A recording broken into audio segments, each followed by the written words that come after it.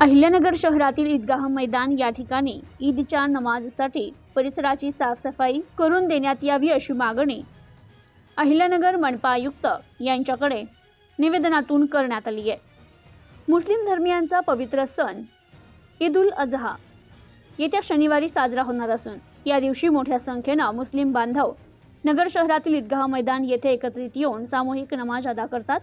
संबंधित ठिकाणी नमाजच्या वेळी स्वच्छ आणि आरोग्याच्या दृष्टीने सुरक्षित वातावरण असणं गरजेचं आहे।